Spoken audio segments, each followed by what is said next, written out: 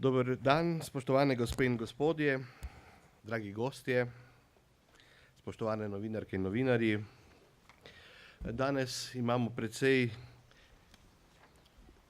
pisano in zelo zanimivo zasedbo tukaj za mizo. Prireditve v letošnjem, torej v tem tednu, na letošnjem festivalu, ki je v polnem teku, tečejo dobro. Naj povem, da smo imeli sinoči razprodan koncert Natalie Klein in komornega orkestra Slovenske filharmonije v Križevniški cerkvi. Prav tako danes razprodana predstava Tako je govoril Zaratustra. Nekaj bomo vseeno rekli o njej, ker je z nami gospod Berger. Konfucij jutri in pojutrišnjem in pa predstava Pilat v petek. Seveda bom vse goste poimensko kasneje predstavil, ko jih bom tudi povabil k besedi. Zdaj mi pa dovolite, da povabim k besedi najprej selektorja 19. likovne kolonije, gospoda Toma Vrana. Tukaj vidimo, da avtorji delajo s polno paro.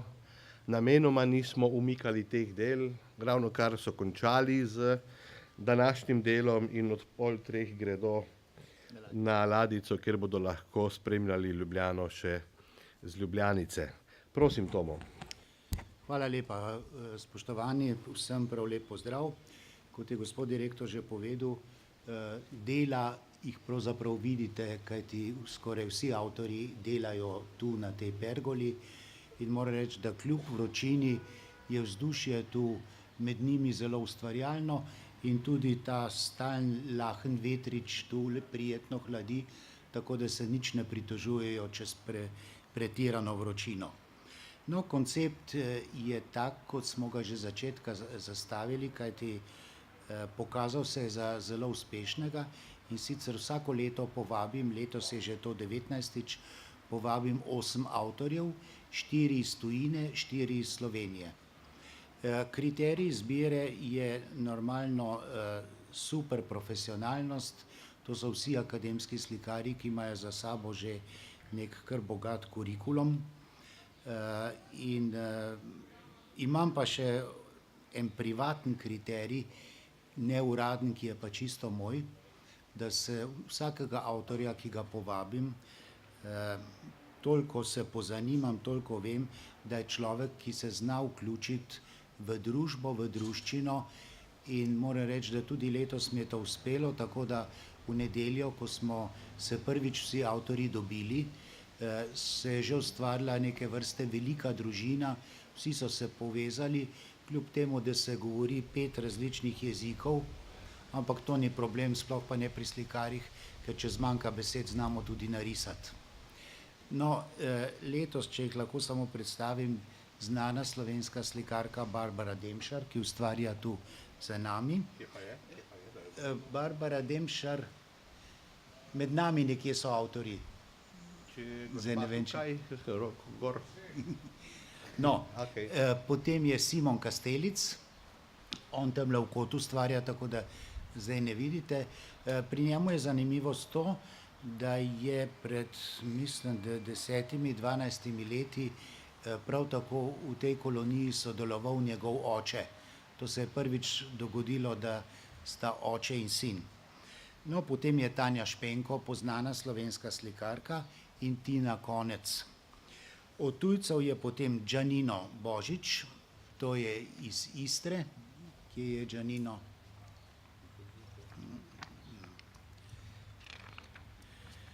Potem je tamle za vami, ja, je iz Italije, iz Venecije, je bluer Lorenzo Visidi, to je tale gospod. Potem je Monika Grger, je tudi tam odzadaj. Ona je v Španiji živeča Poljakinja. No, potem je pa še Kasper Renate Klara, je pa gospa iz Hamburga, ki pa pol življenja preživi oziroma pol leta preživi v Parizu, pol pa to je pa na Kosovelo v teme ustvarja. Moram reči, da so že danes je drugi dan, kar so začeli delati, da so zelo, zelo uspešni, profesionalnost njihova se pozna. Likovna kolonija se zaključi v petek ob 12. z razstavo v Viteški dvorani in vas že danes prav lepo vabim. Prepričan sem, da bo samo otvoritev zanimiva, kajti tako kot lani bo tudi letos priznani glasbenik in vizualni umetnik Lado Jakša, ki spremlja ves čas nastajanja teh del, spremlja avtorje in bo pripravil glasbeno video predstavitev avtorjev in njihovih del.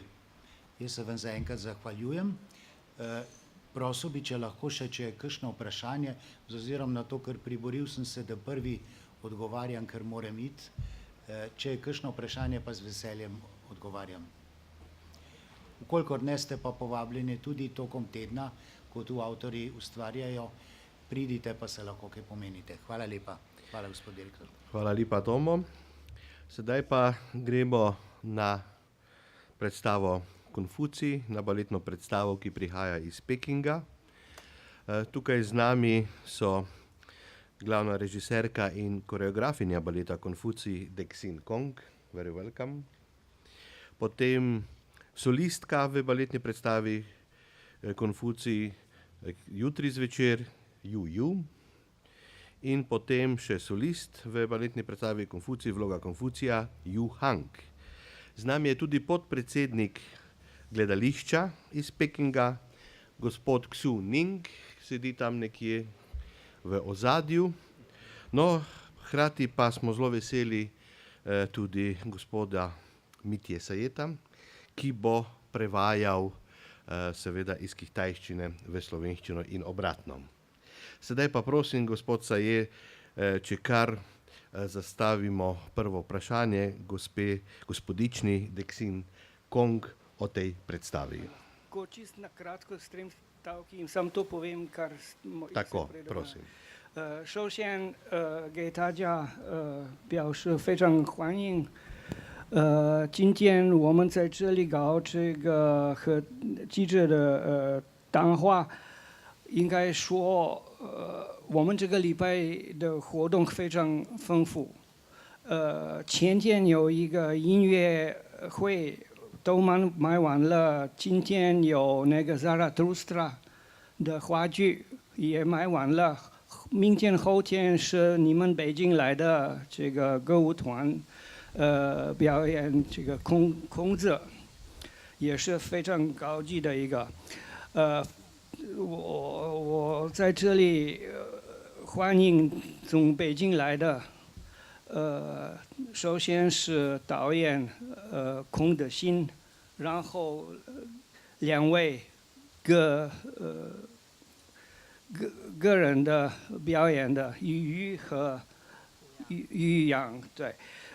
我们现在向你们第一个问题，请新闻家问。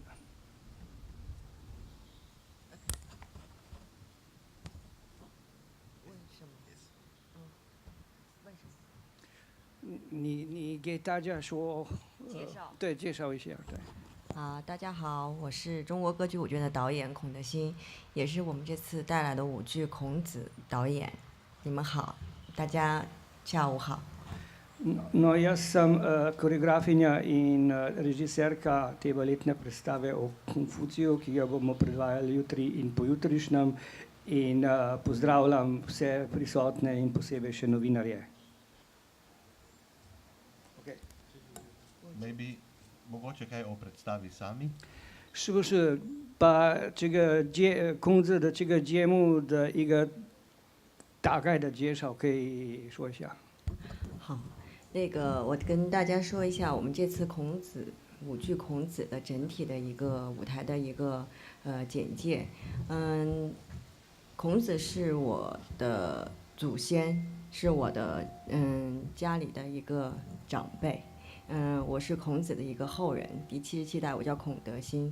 然后很高兴我代表剧院能够做这个舞剧孔子。首先，孔子现在在大家的那个印象里头，就脑海里头，他的定位于政治家、先是教育家，老师 teacher，教育家，然后思想家，其次是政治家。那么他在那个年代的时候，他有可能并没有被大家，他的政治理想有可能并没有被大家认可，但是在之后他的《论语》和《春秋》的一些记载里头，慢慢的形成了我们中国的儒家思想的一个体系。然后我们这是一个国学。好，那我大概说 ，OK。No, da bi na kratko predstavila tole predstavo. Jaz sama moram povedati, da prihajam iz družine, to se pravi, Konfucij je bil direkten moj prednik in sicer jaz sem njegova 77.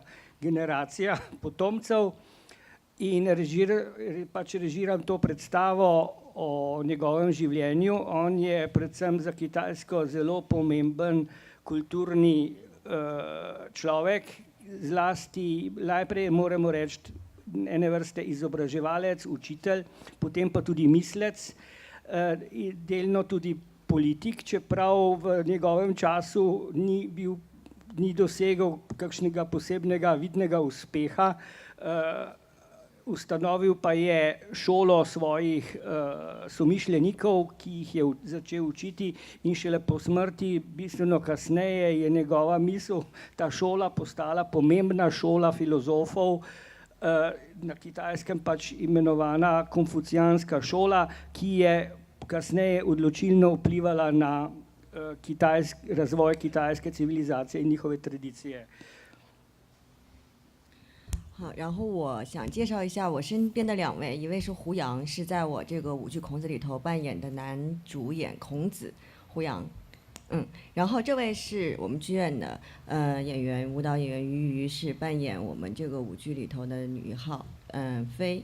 那在当时他就是男子的这样的一个外化的这样的一个形象。No, zdaj bi vam pa predstavila še tale 2 solista, ki sta ob meni. Poleg mene je igralec Hu Yang, ki v predstavi igra Konfucija, in pa igralka Yu Yu, ki igra glavno žensko vlogo, čeprav dejansko so bili Konfucijevi učenci vsi fantje, vsi moški, torej igra pač moško vlogo iz tistega časa. 现在我想让我们的胡杨，就是我们男1号孔子的扮演者胡杨，跟大家聊一下他在剧中的这个扮演孔子的一些想法和一些体会吧。No, zdaj pa bi prosila igralca Hu Yanga, ki igra Konfucija, da nam predstavi nekaj momentov iz njegove vloge in iz pač okvirov te igre. 大家好，我叫胡杨，我是中国歌剧舞剧院的舞剧演员。那么这一台舞剧《孔子》，那么首先它是一台舞蹈的戏剧那它是有一个故事的一个承载性，然后用舞蹈的肢体的语言，属于我们中国的民族的舞蹈的肢体的语言，来讲述了关于我们的曾经的一位伟人，在我们中华民族中一位伟人孔子的一个人生的历程。那么在这一部舞剧之中，他大概您先翻译。Torej, jaz sem pač profesionalni igralec iz tega pekinškega plesnega gledališča, igram vlogo Konfucija, ki je dokaj zahtevna, namreč Konfucij ima ta izjemen kulturni pomen pri nas. Tokrat ga predstavljamo na način, da njegovo zgodbo predstavljamo v plesni obliki, in sicer predvsem uporabljamo elemente kitajskih ljudskih plesov, ki na ta način povežejo zdaj ta ljudsko kulturo in ljudsko umetnost z osebo Konfucija, ki pa je ta enkratna oseba v naši kulturni zgodovini. 那这样的一种舞蹈戏剧也是我们中国舞台上比较独特的这种舞台的一种表现的方法In moram reči, da tak način prezentacije je nekaj precej posebnega pri nas na Kitajskem. To se pravi, ni kakšen od standardnih tipov kitajskega gledališča, ampak dokaj izjemna enkratna uprizoritev. 那么接下来欢迎大家能在明天和后天晚上到场，能够观看我们的舞剧。 In predvsem upam, da boste prišli to predstavo pogledati jutri in pojutrišnjem in se pač na lastne oči prepričali, kako smo pomešali to ljudsko kulturo in elemente kitajske tradicionalne kulture. 那接下来我把话筒转移给这一部剧中的女主角于瑜。 In zdaj bi besedo predal še moji kolegici igralki. 大家下午好，我是来自中国歌剧舞剧院的舞剧演员于瑜，在这部舞剧《孔子》中担任女一号妃这一个角色。 No, in jaz sem, hvala za dano besedo, jaz sem pač igralka Juji, prav tako iz tega pekinškega plesnega gledališča in prevzemam tokrat igram vlogo glavnega Konfucijevega učenca. 我所表现的这个妃子，她主要是通过这样的一个剧，想体现她对孔子的敬仰和崇拜。主要是一个很有智慧的女人，是想通过这样的一个人物来表达孔子他的思想，也是你先翻译。 No, to je pač ta učenec Fejc, ki pač je v predstavi ženski lik in ona je zelo nekako predana učenka, ki pač na svoj način skozi ples izraža spoštovanje do učitelja, do Konfucija in ga tudi postavlja določena vprašanja, kajti vemo, da Konfucij je večino svojih misli izrazil v obliki dialoga z svojimi učenci. 最后希望大家明天后天能来观看我们的这部舞剧，希望大家喜欢，谢谢。 In upam, da se boste predstavo oblegli in upam tudi, da vam bo všeč. Hvala lepa vsem. Hvala lepa gospodu Sajetu za prevod. Na koncu bomo seveda še na voljo za vprašanja, zdaj bi pa nadaljevali, prav gotovo so kakšno vprašanja za naše goste iz Kitajske. Zdaj bi pa nadaljevali z našo novinarsko konferenco še naprej, vi pa prosim počakajte še za vprašanja. No, nadaljujemo, najlepša hvala še enkrat Dixin Kong za zelo zanimivo prezentacijo in pa seveda obima plesalcema. Zdaj pa nadaljujemo z našimi gosti in sicer na moji desni je režiser predstave Tako je govoril Zaratustra, gospod Matjaž Berger, prosim. Hvala lepa, gospod direktor, spoštovani.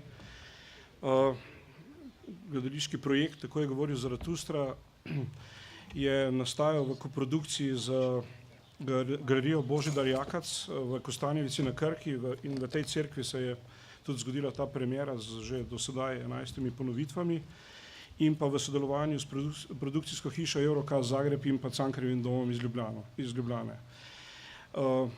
Predstava je nastajala v izrazito kolektivnem, zelo kolektivnem refleksijskem študiju o Nietzscheju, o njegovi temeljni preokupaciji, kako definirati človeka, za katerega je že profesor Urbančič in kasneje Alenka Zupančič so predlagali, da se namesto nadčlovek prevaja z besedo čez človek. V tej kategoriji čez človeka in v raziskavi, kako iz 4 knjig, Tako je govoril Zaratustra, iz 4 delov knjige, je pravzaprav celotna ekipa avtorska skušala izluščiti potovanje človeka od ničelne točke, katere iniciacija je Nietzsche, kako preseči pravzaprav samega sebe, kako v človeku, kako najprej poiskati v sebi teritorij, da bi se lahko presegal, potem pa to preseganje vzpostavljati, kako vzpostaviti ta vztrajnostni moment, da lahko dejansko prelomiš svet na dvoje. Je študij trajal približno 4 mesece, toliko je trajalo tudi sodelovanje s umetniškim kolektivom Laibach, s katerim smo zelo natančno, decidirano skušali preučiti, kaj želimo. In aprila meseca je bila premjera v tej plemeniti cerkvi v Kostanjevici.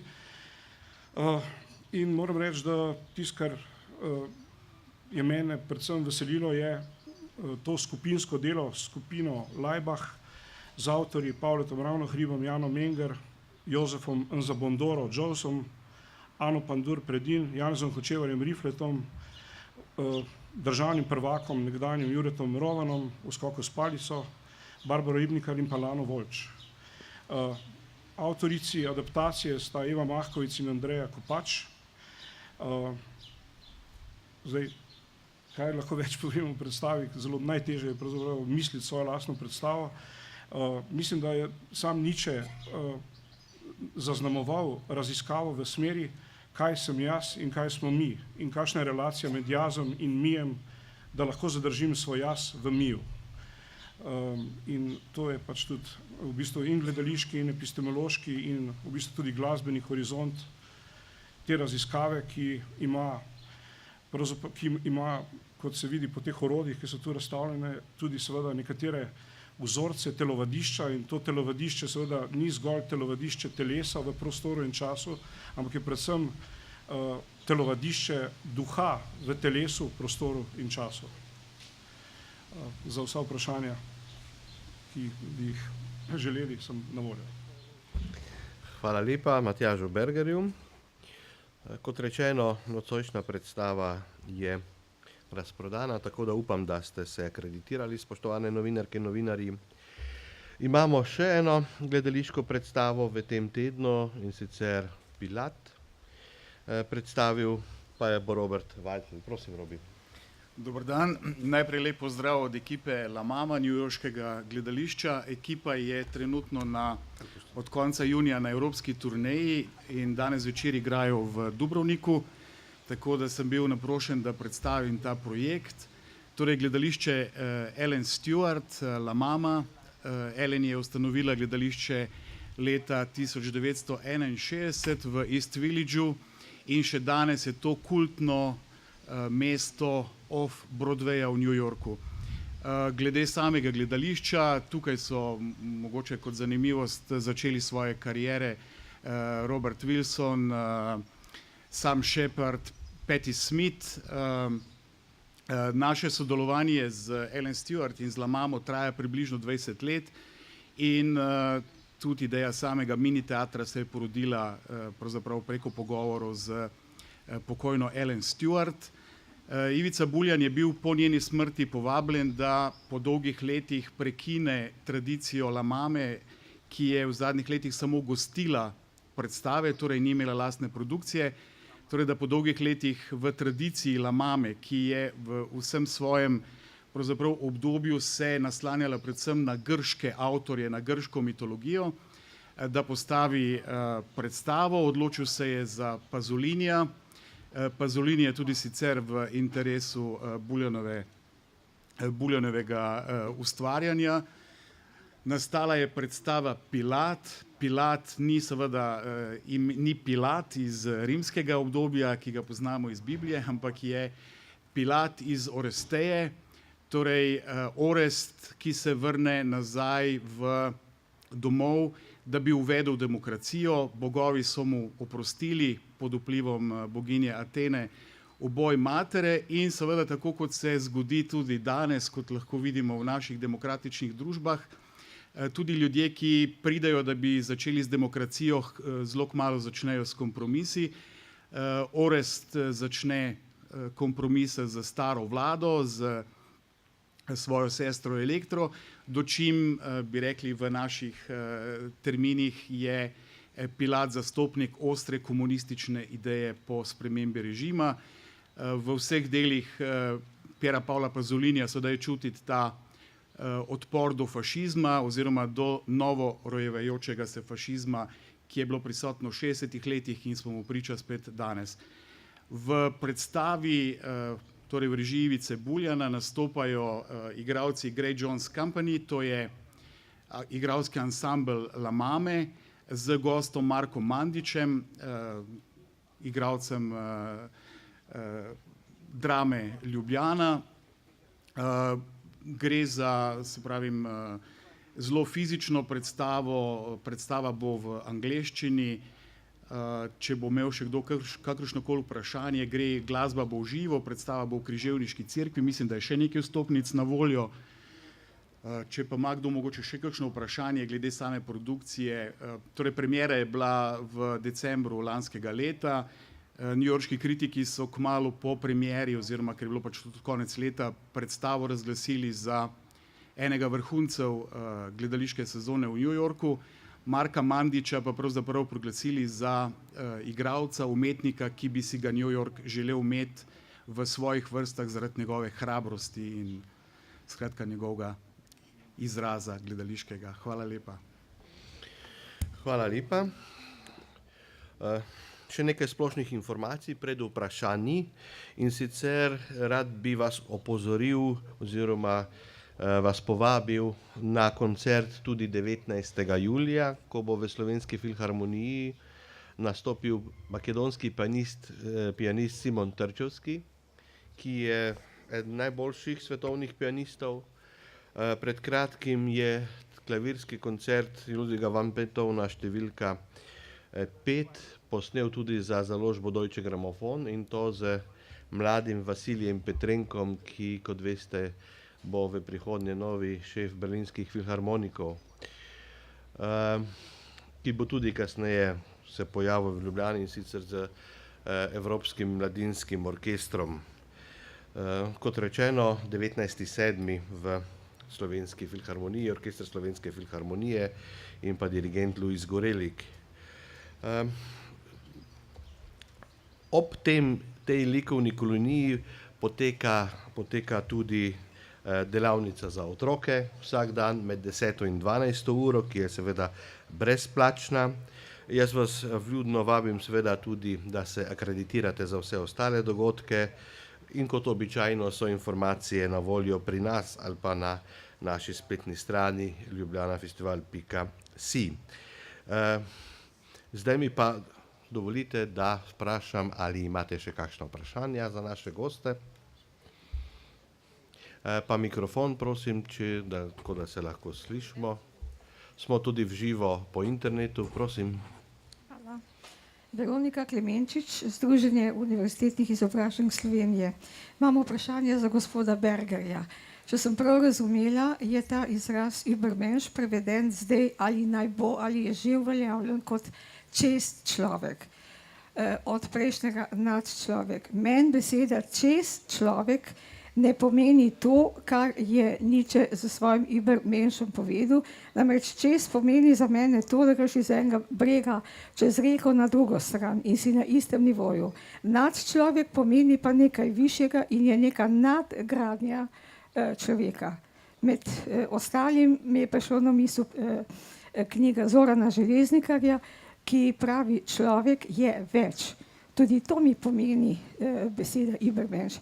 Čez človek, opustite, poznam gospoda Urbančiča zelo dobro, ampak mi žal ne odgovarja in me zanima, zakaj je ta beseda zdaj nekako je ali pa bo se uveljavlja v prevodu čez človek. Hvala lepa. Hvala za vprašanje. Ne vem, če se bo uveljavljal v prevodu, ne vem, če se bo uveljavljal v obči rabi. V tej uprizoritvi je pač terminologija šla v to smer.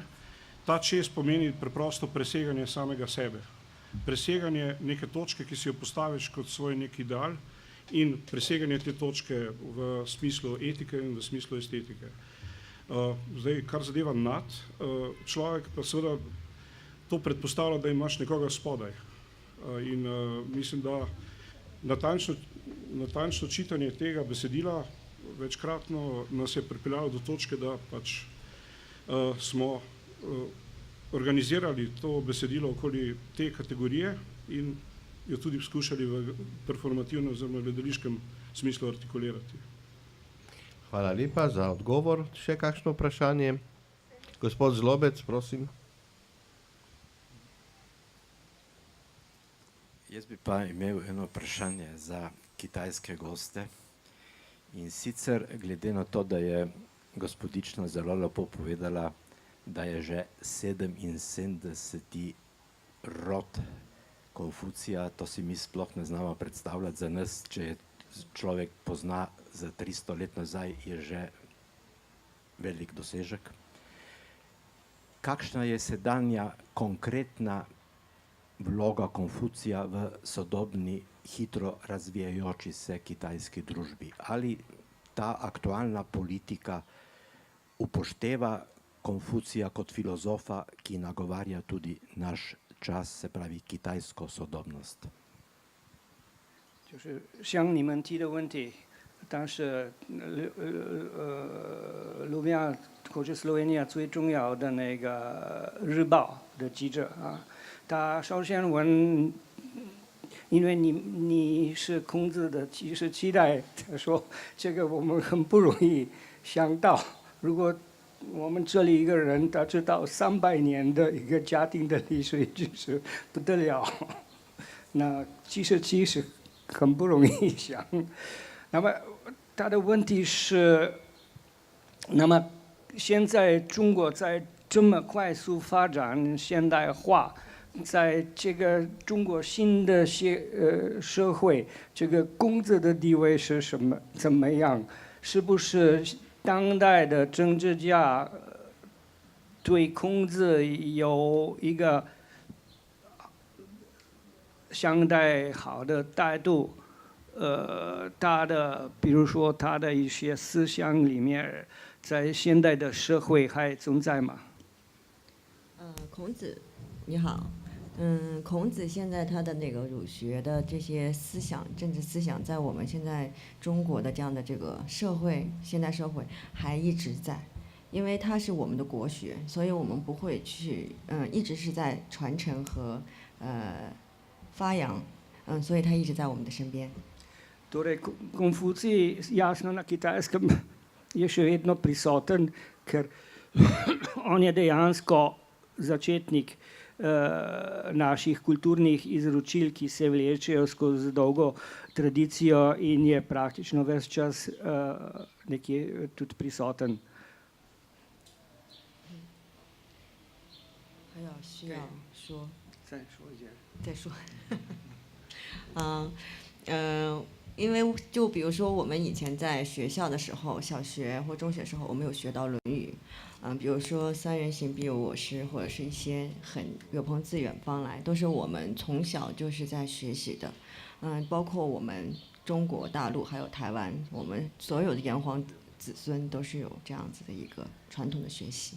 Najboljši primer je to, da dejansko se praktično vsak otrok na Kitajskem s Konfucijem srečuje že od malega, najprej skozi vzgojo doma in potem skozi šolo, kjer jasno njegove vrline zelo poudarjajo in se jih tudi držijo, in to je prisotno recimo tako na Tajvanu kot v Ljudski republiki Kitajski, praktično kjer živijo Kitajci, je koncept Konfucijevih morale že se prenaša pač na ta neposreden način na otroke. 那么现代的这些政治家和现在这个快速发展的社会跟孔子有什么矛盾吗？没有什么矛盾。我们现在因为中国是传统文化，一直根深蒂固的，所以说没有，我们可以是一直同时前进，在现代那么发达的这个社会里头，但是我们还有我们中华民族传统的优良品德传统。No, ne bi mogla reči, da je v kakšnem posebnem protislovju z tole moderno družbo, ker je to toliko prisotna tradicija, da tudi če se direktno ne izpostavlja, je še zmeraj podlaga pač za način funkcioniranja družbe in ljudi.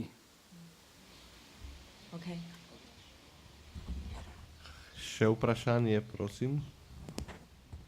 Parado plesa zelo konkretno zanima, predstavlja sta se kot igralca, pa me zanima, a ste igralca / plesalca, pa kakšno plesno oziroma / igralsko šolo sta končala? 这是对你们2位演员，你们都说是演员，但是是不是个人跳舞 slash 你知道这个不知道是跳舞的一种而且大家要知道你上过什么舞蹈的学校？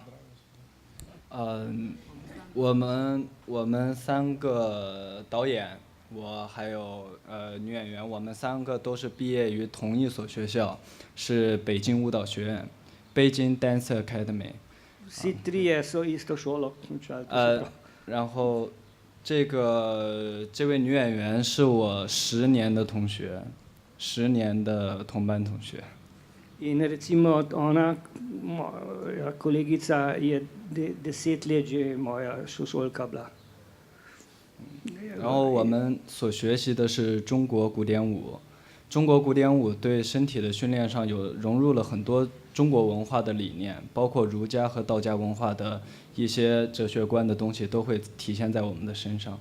In mi smo študirali te tradicionalne stare kitajske plese, ki jasno vsebujejo tudi te elemente naših filozofij, tako taoizma kot konfucionizma, in to je pač ta spojitev te v bistvu tudi duhovnih vrednot in pa telesne dinamike. Ne. Hvala lepa. Še kakšno vprašanje? Če je kaj novega, če je na isto temo, pol ne bi. Kar izvolite, mikrofon. Vsekakor je to na temo Konfucija. Ne? Mogoče vprašanje za gospoda Mitjo, da za lažje razumevanje tega baleta oziroma vsebine tega baleta bi mogoče 2-3 besede povedali, kaj je srž Konfucijevega učenja oziroma filozofije. Hvala. 他说他向我提了这个问题，他说为了更容易懂这个演出，我能不能给他们说几句话，介绍这个孔子的一个大概的这个思想范围，因为这是我的专业，所以我可以说。Koliko mi pa date časa? Ker lahko bi eno predavanje imel tako 1 uro. Par minut probali, ne. Torej, ja, Konfucij je v bistvu živel v času, ko je bila velika družbena kriza, in jasno, filozofi takrat začnejo razmišljati, kako bi stvari uredili, da bi spet funkcionirale. V Konfuciju so se sklicevali na stare ideale, ki pa niso več funkcionirali. In zato, ker je on tudi iz v bistvu tistih privilegiranih visokih slojev prihajal, ki so pa jasno tekom stoletij obubožali in niso imeli več vseh tistih privilegijev, kot recimo kot je bila družba v začetku zastavljena, je on pristopil z tega v bistvu konzervativnega stališča, da bi bilo treba obnoviti stare vrednote, zato se je vračal v zgodovino, iskal primerne vzore in zahteval, da bi se temu primerno ljudje tudi v njegovem času obnašali, da bi se ta red spet vzpostavil, naj pač vsak svojo družbeno vlogo odigra, da bo s tem sicer ob hierarhiji, da bo potem družba urejena in bo lepo funkcionirala. Je pa jasno, on veliko stvari idealiziral, to se pravi, on je sicer študiral zgodovino in poskušal iz tega dajati primere, ampak hkrati je on svoj ideal, svoj konstrukt postavil na te temelje zgodovinske, in tisto, kar je najbolj pomembno, kar je on dodal, jasno so te številne etične vrednote in moralne kategorije in pa izobrazba. Princip izobrazbe, ki je tisti način, da se lahko človek razvija, da se dvigne in pač doseže stanje tistega, kar bi bil pač popoln človek. Hvala lepa. Še kakšno vprašanje? Če ni temu tako, potem se vam zahvaljujem za vaš obisk, za vašo prisotnost. Vabim vas na pogostitev tukaj na Pergoli. Še posebej se zahvaljujem vsem gostom, vsem umetnikom, vsem ustvarjalcem in danes mislim, da se moram prav posebej zahvaliti še gospodu Mitji Sajetu, ki je dodal tretjo dimenzijo naši novinarski konferenci in tudi samemu festivalu Ljubljana. Hvala lepa svojim pregovornikom. 现在感谢大家参加这个新闻会，客人们、新闻家，我翻译。现在请大家在这个环境，我们有一个小的宴会。 So vam pa naši gosti seveda še na voljo, če želite kakšno izjavo in v primeru kitajskih gostov prosim tudi vas, gospod Saje, za pomoč. Hvala lepa in dober tek.